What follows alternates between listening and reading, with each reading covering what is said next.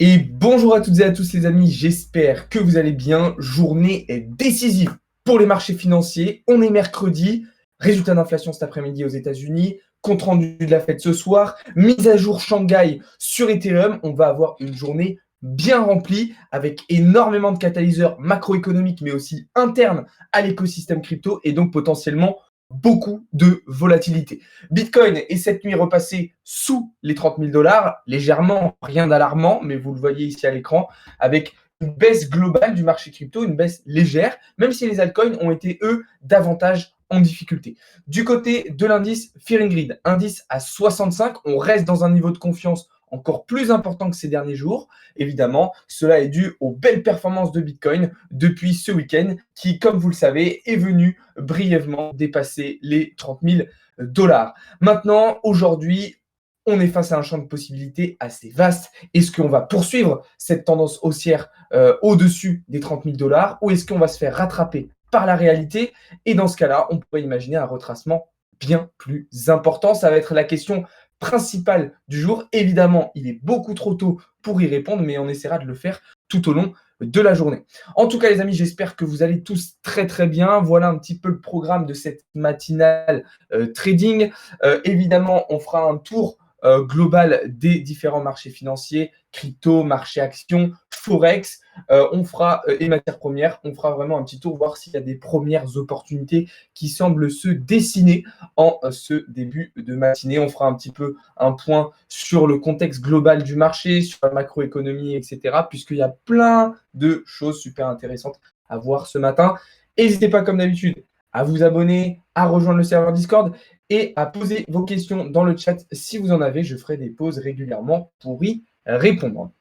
Allez, c'est parti. On rentre dans le vif du sujet. Bitcoin qui a atteint les 30 000 dollars, qui a validé cette position. Désormais, personnellement, j'attends un retracement justement sur la structure qui a été cassée autour des 29 000 dollars, comme vous le voyez juste ici à l'écran, sachant qu'on a de la FVG à venir combler dans cette direction. Ça correspond par la même occasion à un retracement de 61% de cette impulsion haussière. Donc, ça sera vraiment une zone d'intérêt très importante pour potentiellement se positionner en long, avec pour objectif ensuite de revenir les 30 000 dollars. Évidemment, pas d'ordre limite ici. On va plutôt attendre de voir comment le prix va réagir dans cette zone et potentiellement se positionner en market si tout se passe au mieux. Donc voilà un petit peu déjà mon scénario sur Bitcoin. Sachez que je ne suis pas rentré en short ici. Je ne cherche pas à trader contre la tendance. Je vais plutôt essayer de chercher de la continuation et du suivi de tendance. Je trouve ça beaucoup moins risqué et beaucoup plus intéressant. Du côté d'Ethereum, eh bien, c'est sensiblement la même chose, même si Ether revient très rapidement sur le prix d'entrée, comme vous le voyez, et semble dessiner une sorte de double top, ce qui n'est pas forcément très, très rassurant, j'ai envie de vous dire. Alors, la bonne nouvelle, c'est qu'on va revenir en même temps tester ici cette trendline, en même temps que notre support. Donc, j'ai envie de dire, normalement, cette zone est plutôt bien protégée, sachant qu'on a aussi, voilà, ici, le nuage d'Ishimoku avec un plat SSB Kijun qui devrait lui aussi servir de support. Donc, de ce point de vue-là, je me fais pas trop de soucis et j'imagine que ça devrait plutôt bien se passer. Théo, je ne sais pas si tu es là, je vais couper le live sur TikTok parce que ça marche vraiment pas bien. Je pense. Ou je vais peut-être. Ah, si, ça a l'air d'aller. On va voir. En tout cas, pour ceux qui sont sur TikTok, comme d'habitude, je vous invite à venir voir le live directement sur Twitch. Vous aurez beaucoup moins de bugs là-bas. Ça sera beaucoup plus intéressant pour vous. Donc, n'hésitez pas à aller voir ça. Vous avez le lien dans la bio. Donc voilà, pour Ethereum, ce qu'on peut dire, c'est que normalement, la zone est plutôt bien protégée. Donc, je ne me fais pas trop de soucis sur la potentielle continuation haussière. Par contre, c'est vrai que si cette zone ne tient pas, alors derrière, il faudra clairement envisager du short en direction des 1600 dollars. Moi, je vous avais dit que de toute façon, ici, j'avais clôturé 50% de ma position et remonté mon stop loss au prix d'entrée. Donc, si on vient là, de toute façon, je serais sorti à BE. Donc voilà pour Ethereum. On avait aussi un trade, je vous le rappelle, sur le ARB qu'on avait pris en longue samedi. Eh bien, le trade sur ARB qui a été fermé ABE pour moi, tout simplement. Voilà, on est revenu sur mon prix d'entrée. Et quand on était ici, j'avais tout simplement clôturé partiellement ma position et remonté mon stop loss au prix d'entrée, donc comme j'ai fait sur Ethereum. Et puis, du coup, voilà, on est revenu sur mon prix d'entrée, donc ma position a été fermée. Donc, prise de bénéfice ici, close sans perte ici. Donc voilà, un trade qui a été totalement gagnant. Donc des très très belles performances. Pour l'instant, je ne me suis pas positionné sur d'autres alts. Pourquoi? Parce que tout simplement, je les trouve pas super intéressants. Autant il y a encore quelques semaines, je me disais, ah, les alts, ça pouvait être pas mal, potentiel alt season. Là, on voit qu'ils sont vraiment à la ramasse totale. La dominance de Bitcoin reste toujours très très haute. Et du coup, les alts, ils n'arrivent pas du tout à s'en défaire. Là, vous voyez, on avait potentiellement imaginé une prise de position sur OP à la cassure de ce niveau. Et ce niveau, il n'a pas du tout été cassé. On a été rejeté. J'ai envie de dire, on a même pu se positionner en short, ça aurait été une bonne idée. Mais du coup, voilà, le trade n'avait pas été pris parce que on n'a pas eu la cassure qu'on souhaitait à ce niveau-là. Donc voilà, pour le moment, je vais vraiment me concentrer sur Bitcoin et sur Ethereum. Et puis de toute façon, au vu de la situation de marché aujourd'hui, je vais pas me repositionner. Voilà, aux annonces macroéconomiques, on a la mise à jour Shanghai sur Ethereum. Donc voilà, je ne vais pas reprendre de position pour le moment. Je vais rester en observation. On a fait des très très beaux gains, on a fait des très très belles performances ces derniers jours avec la hausse de Bitcoin. Donc voilà, ça ne sert à rien de vouloir tout de suite se réexposer, de tout de suite vouloir re-rentrer dans les trades. On a fait des bénéfices. Maintenant, recalmons-nous, observons le marché calmement. Et si vraiment il y a des belles opportunités, alors là, on pourra se repositionner. Donc voilà un petit peu ce qu'on pouvait dire sur la crypto. Alors maintenant, il n'y a pas que ça à dire. Hein. Sur Bitcoin, on va rentrer dans des éléments. Mince, excusez-moi. Hop, on va rentrer dans des éléments un petit peu plus intrinsèques, j'ai envie de dire, de Bitcoin et du marché. Alors, première chose dont je vous ai déjà parlé hier, c'est l'open interest qui commence un petit peu à retrouver des couleurs sur Bitcoin. Comme vous le voyez, c'est une bonne nouvelle. C'est une bonne nouvelle parce que ça veut dire que voilà, il y a de l'argent qui rentre sur le marché, il y a des volumes qui rentrent dans l'écosystème, dans Bitcoin. Et évidemment, c'est une bonne nouvelle puisque c'est quelque chose qui va permettre à Bitcoin de performer, d'être valorisé à l'avenir. Donc ça, c'est plutôt intéressant. Maintenant, il faut que cette tendance haussière, entre guillemets, sur l'open interest se confirme et continue, en fait. Alors, je vais cut le live sur TikTok parce que c'est vraiment... ça bug vraiment trop. Je vais essayer de couper et de le relancer. Donc, c'est plutôt une bonne nouvelle. Voilà, l'open interest qui continue. Tac, tac, tac. Je voulais vous parler aussi du ratio long short.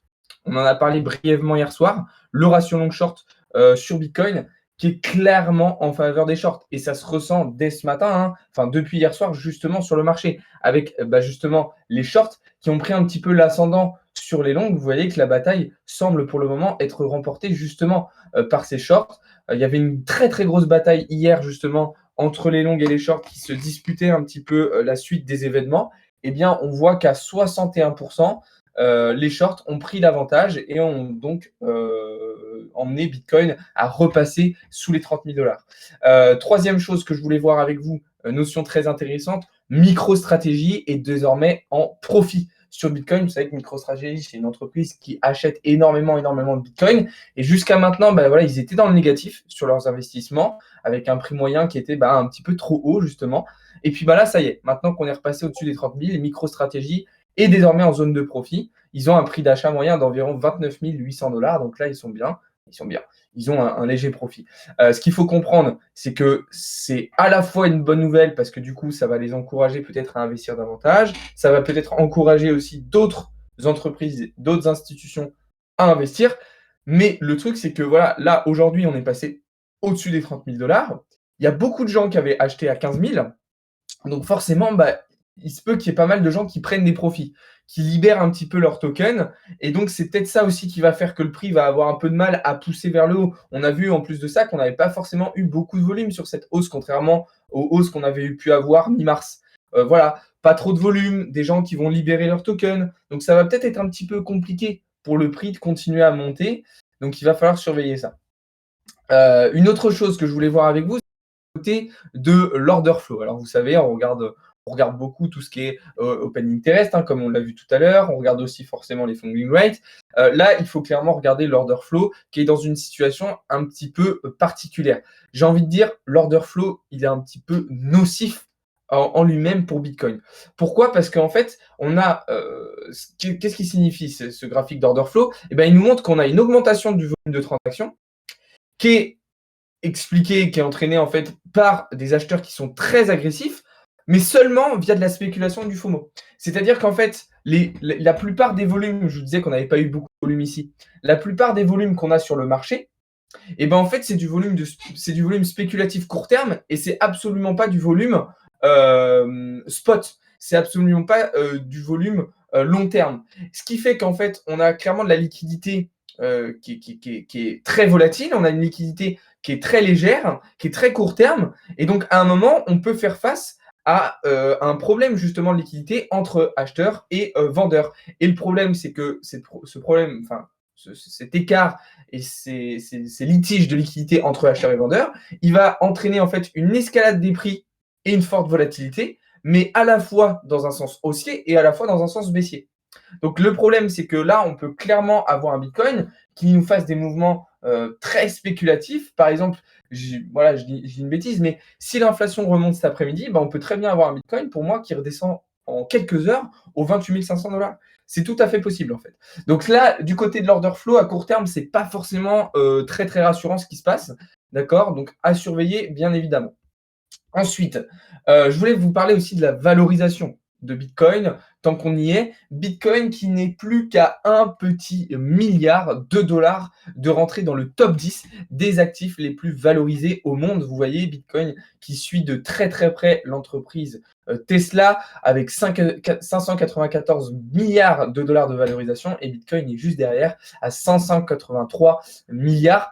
Si Bitcoin rentre dans ce top 10, il se glisserait parmi des entreprises comme Amazon, Google, Apple ou encore Microsoft. Évidemment, ce n'est pas du tout anodin et évidemment, c'est une très très bonne nouvelle pour la suite. Donc voilà, ça je vous en avais déjà parlé aussi, mais on a bientôt le million d'adresses de wallets qui détiennent au minimum un Bitcoin. Donc ça, c'est forcément une très très bonne nouvelle. Et enfin, je voulais vous parler un petit peu de l'accès au crédit. Hier, quand je suis parti au restaurant, j'écoutais un petit peu la radio. Vous inquiétez pas, je vais répondre à vos questions après, les amis. J'écoutais donc hier la radio et voilà, la journaliste parlait du fait qu'en France, l'accès au crédit était très compliqué. Les banques avaient de plus en plus étaient de plus en plus frileuses vis-à-vis d'octroyer des crédits aux consommateurs. Mais c'est encore pire aux États-Unis. L'accès au crédit, il s'est détérioré d'une manière, j'ai envie de dire, quasiment dramatique aux États-Unis. Les estimations de bénéfices, elles sont au plus bas sur S&P 500. On est dans une situation très critique. Alors, j'ai pas envie de dire qu'il ressemble totalement à 2008, parce qu'en réalité, c'est pas le cas. Il y a quand même pas mal de changements par rapport à 2008.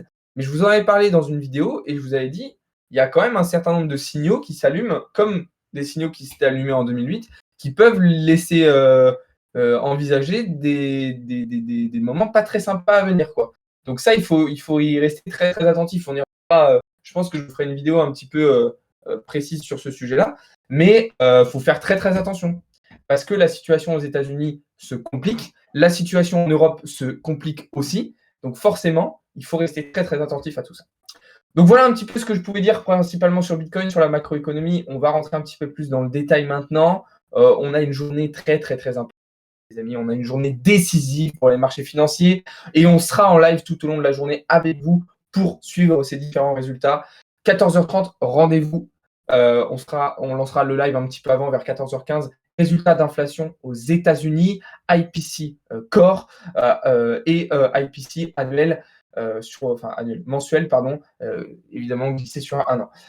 Ici, c'est ce résultat qui va primer pour nous, c'est deux résultats qui vont primer pour nous, mais là, on a vraiment le chiffre réel de l'inflation. Les estimations tablent sur une baisse de l'inflation à 5,1% contre 6% précédemment, une baisse cette fois-ci significative de l'inflation qui serait vraiment une aubaine Bitcoin et pour les assets risqués. Pourquoi? Puisque si on a une inflation qui baisse, on le sait, le dollar probablement lui aussi continuera sa tendance baissière. D'ailleurs, dollar qui est dans une très grosse tendance baissière depuis maintenant plusieurs semaines. Donc si on a une inflation qui baisse, ça pourrait permettre au DXY, l'indice de devise dollar, de venir chercher ici son support tant attendu en direction des 100 points. Ça, c'est une première bonne nouvelle. Et évidemment, le deuxième résultat qu'il faudra suivre aujourd'hui, ce sera le compte-rendu de la Fed à 20h ce soir. Là aussi, on sera en live pour suivre ça en direct avec vous. Mais en tout cas, une journée qui va être bien remplie, les amis, et surtout qui va créer probablement beaucoup de volatilité. Donc, soyez extrêmement prudents aujourd'hui sur les marchés. Personnellement, toutes mes positions sont sécurisées et je vous invite à faire de même. Prenez vos profits, remontez vos stop-loss au prix d'entrée, mais sécurisez vos positions d'ici 14h30 puisque il y aura probablement beaucoup de volatilité et j'ai peur que les estimations ne soient pas respectées. J'ai peur, au vu des derniers résultats qu'on a eus sur le chômage, sur l'emploi, sur la consommation des ménages, on l'a vu tout à l'heure, sur l'accès au crédit. J'ai peur que les estimations ne soient pas forcément respectées et qu'on soit dans une situation bien plus compliquée que ce qu'on l'imagine. Donc, les amis, soyez prudents. Soyez prudents, vraiment, c'est très, très important. Alors, je vois qu'il y a des questions aussi concernant la mise à jour Shanghai Ethereum. Vous êtes très nombreux à me dire oui, est-ce que du coup, il y a plein de gens qui vont vendre Ether et du coup, ça va faire chuter le prix.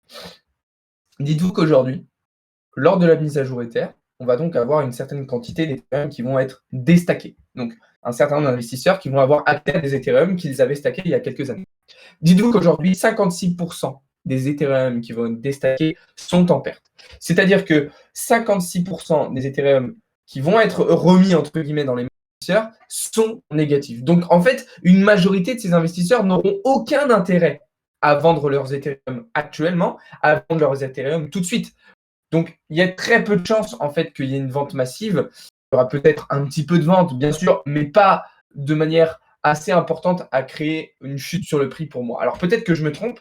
Je sais que Théo, vous en avez déjà parlé dans des lives, mais personnellement, je ne pense pas que la mise à jour Ethereum aura un impact négatif sur le prix du token. Et après, on verra ce qui se passera tout au long de la journée, mais personnellement, je ne pense pas que ça créera de problème. Je le répète encore une fois, mais pour ceux qui sont sur le live TikTok, je vous invite à venir voir les lives directement sur Twitch. J'ai des petits bugs de connexion en ce moment sur TikTok, donc n'hésitez pas à venir voir le live directement sur Twitch, vous aurez une bien meilleure qualité. Vous avez le lien dans la bio.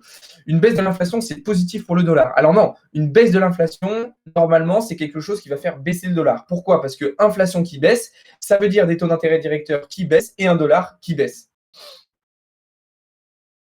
C'est aujourd'hui la mise à jour Shanghai. Ouais, enfin, aujourd'hui, alors elle a commencé à s'implanter dans la nuit, et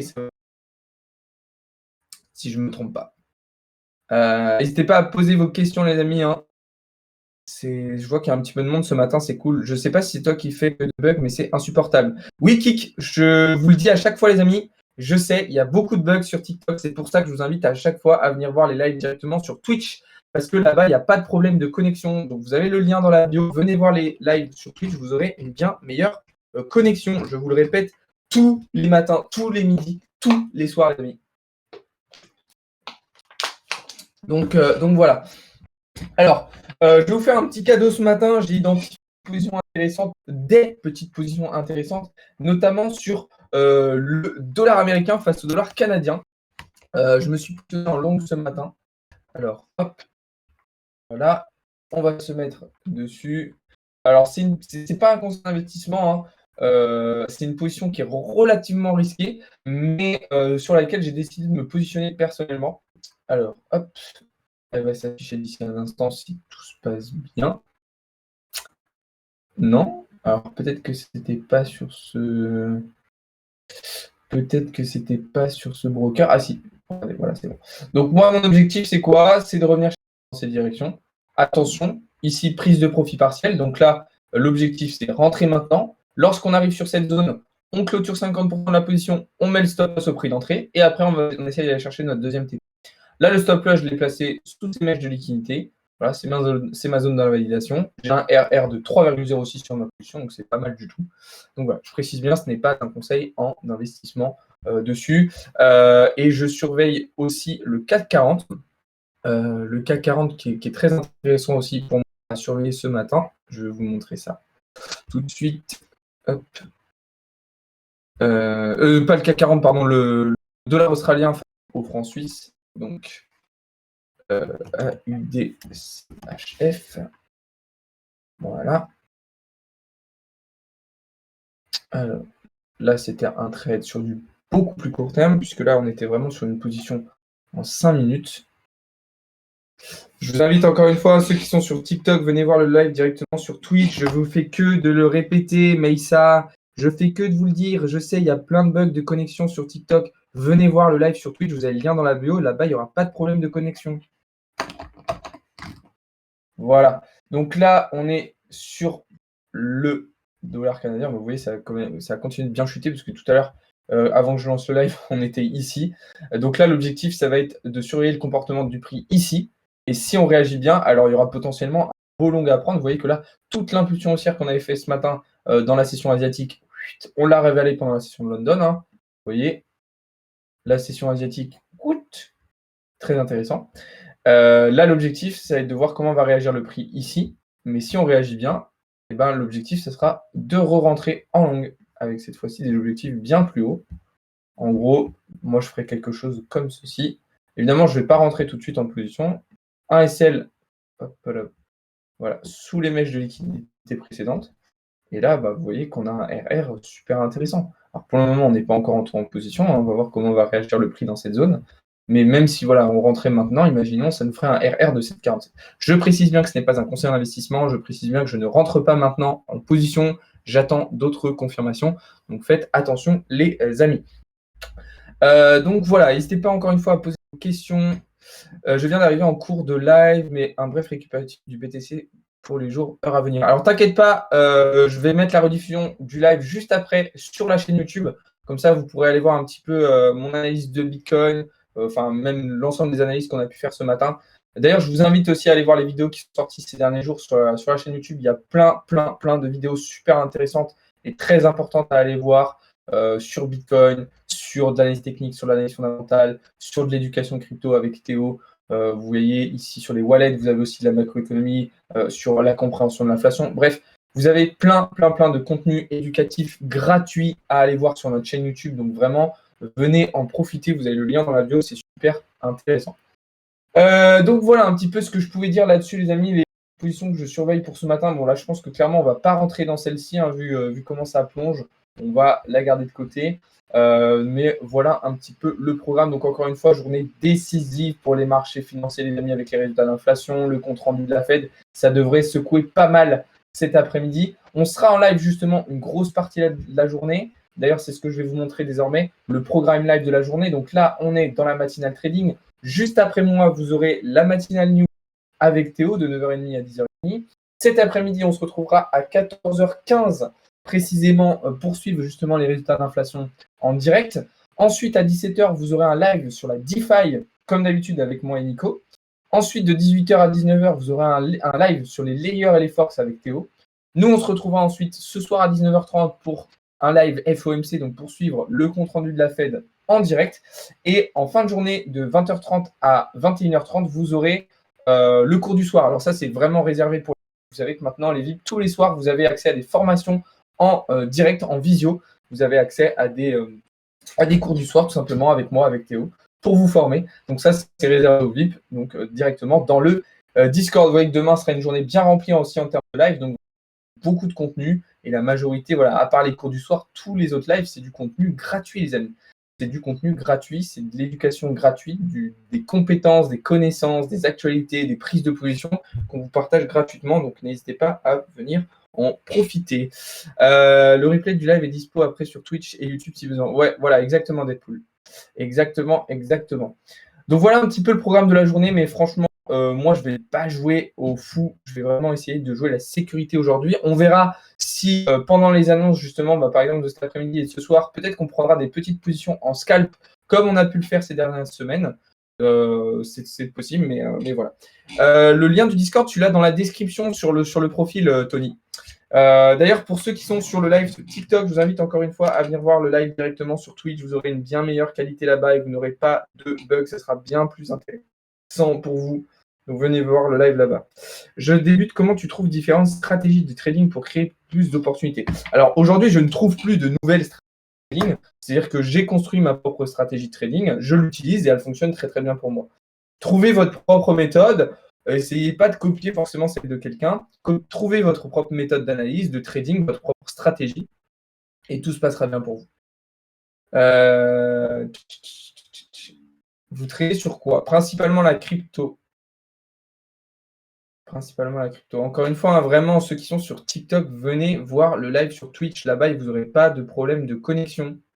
Vous n'aurez pas de bug, ce sera beaucoup plus agréable pour vous. Vous avez le lien dans la bio encore. Alors, il y avait des questions. Vous vouliez que je regarde NSD, USD et CHF, GPY. Alors, on va regarder tout ça. On va regarder tout ça. Donc, le dollar néo-zélandais américain. Hop.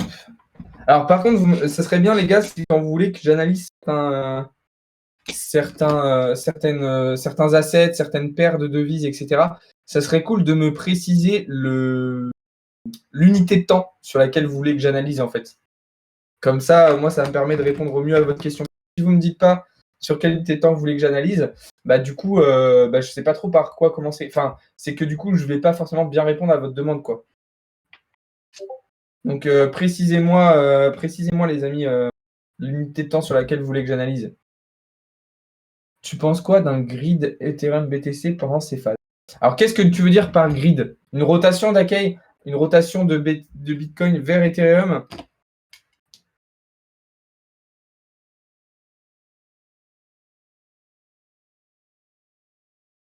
Salut Moonboy.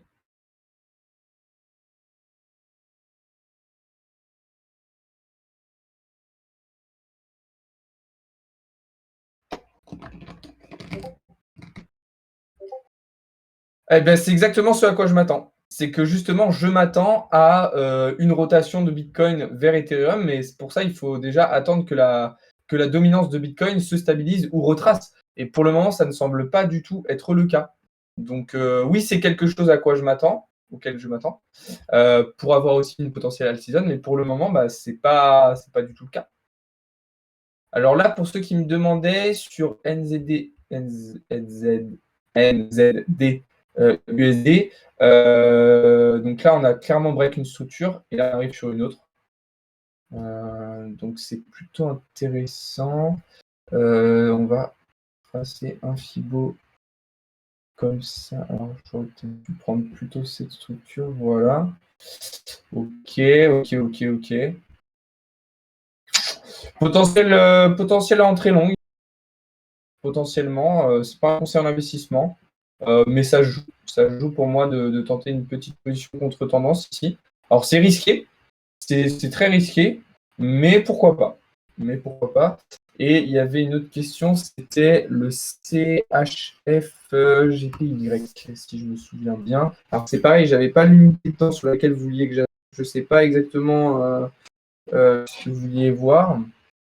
Live off TikTok. Ouais, je l'ai cut et je l'ai relancé depuis TikTok. Il y a des moments, ça veut trop. Donc là, sur THF, GPY, c'est vraiment pas des actifs que je trade, c'est vraiment pas des paires que je trade régulièrement. On va essayer de voir un petit peu. Alors là, tout de suite, il y a quelque chose d'intéressant qui semble se dégager comme ça. Donc là, ouais, c'est un petit peu trop tard, c'est dommage. Il y aurait une belle position à prendre ici.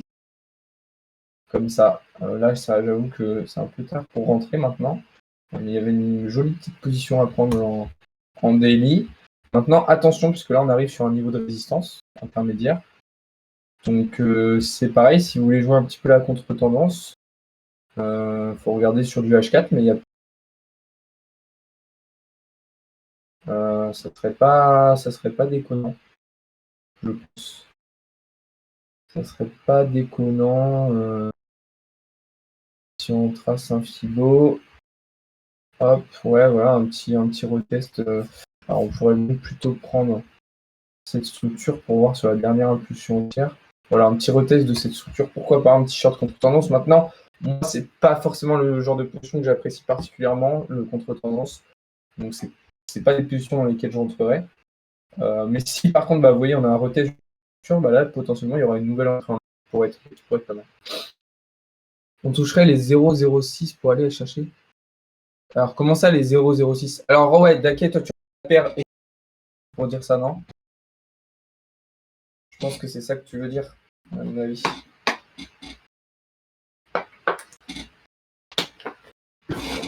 Je pense que c'est ça que tu veux dire. C'est quoi? C'est de l'analyse technique qu'on fait là ce matin. C'est quoi XOUSD? XOUSD, c'est l'or. C'est l'or, c'est l'or. D'ailleurs, on va regarder un petit peu l'or si vous voulez. Après, on va s'arrêter là pour ce matin. Hop, voilà, il est ici. L'or, on est toujours en longue dedans. Et d'ailleurs, je vois ce matin qu'il a très très bien réintégré. Enfin, il a très très bien recassé sa structure. Donc ça, c'est vraiment intéressant. Que ça nous ramène vers le bas. Et puis au final, ça semble très très bien se passer puisqu'on repasse au-dessus de cette structure. Et donc, on devrait prolonger désormais la tendance haussière pour aller chercher de nouvelles targets. Je me suis remis sur votre Discord, mais j'ai accès à rien encore. Alors, c'est normal, il faut que tu fasses ta vérification, Tony. Quand vous rentrez dans le Discord, vous devez tout simplement, par sécurité, pour éviter qu'il y ait des bots, pour éviter qu'il y ait des hacks sur le Discord, eh bien, on vous demande des petites étapes de vérification pour vérifier que vous n'êtes pas un bot. Donc, tu as effectivement une petite étape de sécurité à faire, Tony, avant de rentrer dans le Discord. Oui, pair Ethereum, BTC, je trouve ça intéressant. Ça permet, quoi qu'il se passe, d'accumuler soit du BTC, soit du Ethereum. Ouais, je comprends. Ok, c'est une vision de marché. Moi, c'est pas forcément quelque chose que je regarde particulièrement. Ça peut m'arriver justement en ce moment de le regarder quand je veux voir si on a une potentielle rotation de Bitcoin et Ethereum qui va se faire avec potentiellement une surperformance d'Ethereum à venir. J'ai fait le CAPTCHA. Ouais, il faut que tu valides le règlement après, Tony. Il faut que tu valides le règlement après. Moi, je suis toujours en longue sur le gold, en tout cas, effectivement. Sur l'or, je continue de longue depuis un moment. Donc voilà. Et après, voilà, il faudra que tu penses. Donc ouais, accepte le règlement. Il faut que tu claimes ton rôle. Donc c'est-à-dire que tu choisisses un petit peu ton rôle, novice, expert, intermédiaire. Et après, c'est bon. Mais là, j'ai entendu un petit bruit. Il me semble que tu as dû réussir à rentrer dans le Discord. Je pense que c'est bon. S'il y a eu la petite notif, c'est que tu dois être parmi les nouveaux arrivants. Voilà, si je vais dans le Discord et que je vais dernière notif, voilà. The FFF, c'est probablement toi. D'ailleurs, je vous invite tous à rejoindre le serveur Discord si vous voulez. C'est là-bas que tout se passe. Vous avez vous avez le lien dans la bio et dans la description. C'est là-bas qu'on vous partage tout notre contenu. C'est un petit peu le quartier général. Donc voilà, on est en train de finaliser aussi notre site internet. Pour ceux qui veulent aller le voir, vous avez aussi le lien dans la bio. Alors, il y a des petites parties qui sont encore en maintenance. Hop. Je ne sais plus si c'est crypto learning ou crypto-learning. C'est learning. Voilà. Donc, il y a encore des petites parties qui sont en maintenance, mais vous pouvez déjà accéder à certains de nos services. Donc, vous voyez, tout n'est pas encore totalement terminé, mais vous avez quand même pas mal d'éléments.